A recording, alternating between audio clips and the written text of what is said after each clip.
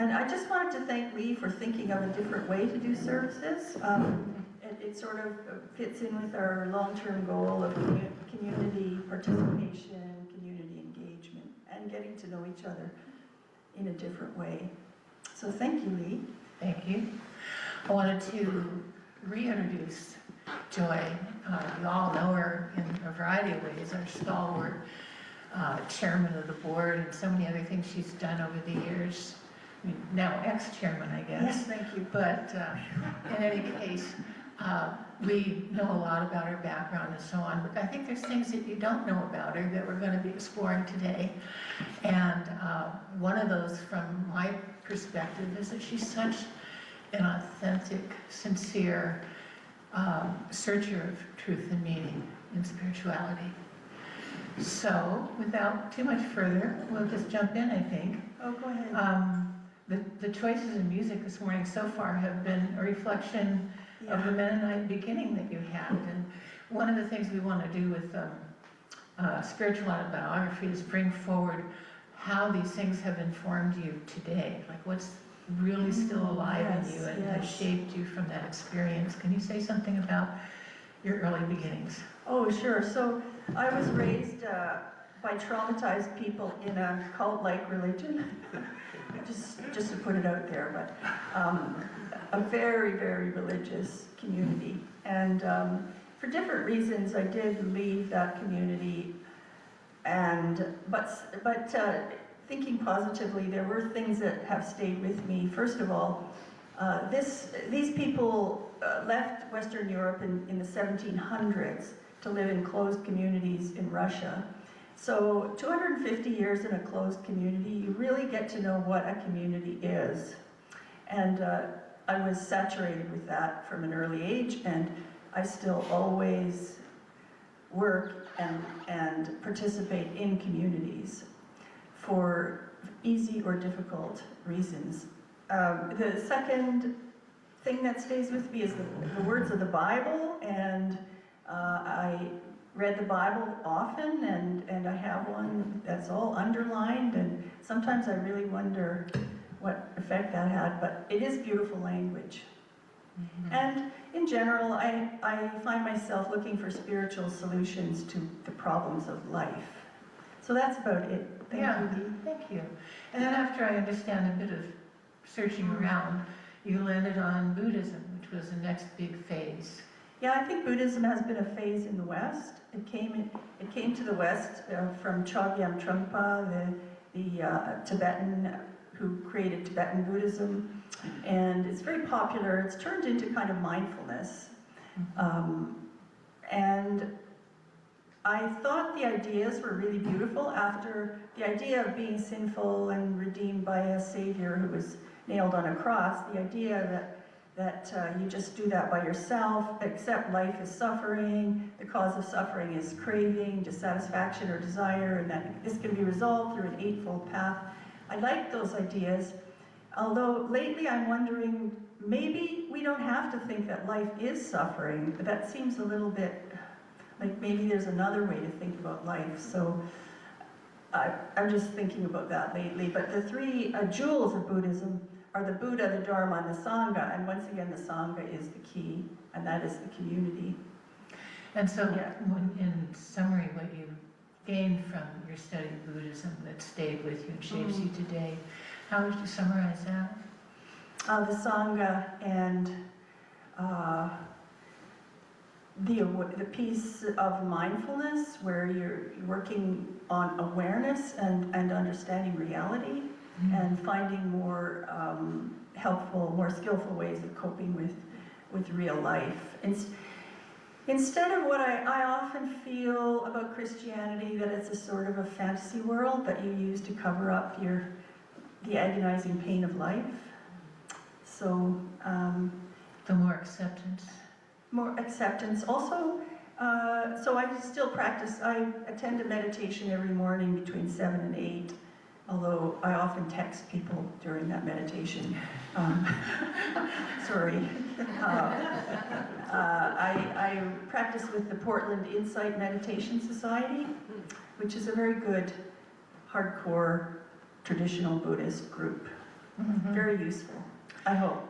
And then there was a trip to Quakerism that you explored for a while. Oh, yeah, there's a beautiful Quaker community in Victoria. They have a wonderful practice of sitting in silence, and they do a lot of social justice work.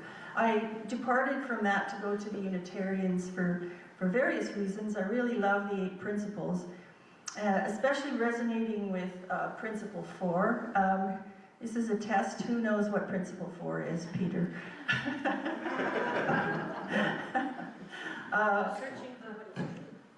Kathy Baker wins. Okay, it is a support for a free and responsible search for truth and meaning wherever you find it.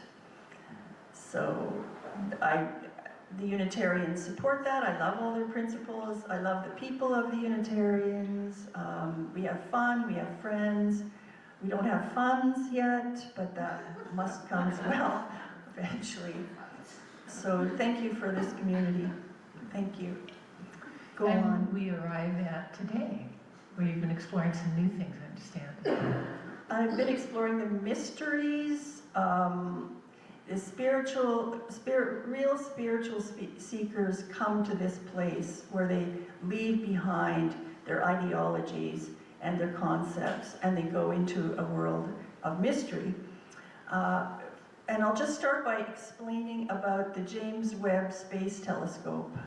So for 25 years, hundreds of scientists spent billions of dollars building the James Webb Space Telescope, and they sent it out into space farther than anything has ever gone before. And it can see so far that it can actually see the results of the Great Expansion. It can see that, which is astounding. But what can it actually explain? We want to know. People spend so much time and money and effort to know, but we don't know what it's doing, like what the universe is doing there, where it came from, and anything about the purpose of how it might have come to be. It just exists, and this is a mystery to me, and this is the mystery of life itself, that all those billions of years ago, there was a great expansion. Chemicals were flung into the air. They coalesced over billions of years into stars and planets. And then we're here, we've landed here, but nobody yet knows what animated those chemicals into creatures that grow and live and die.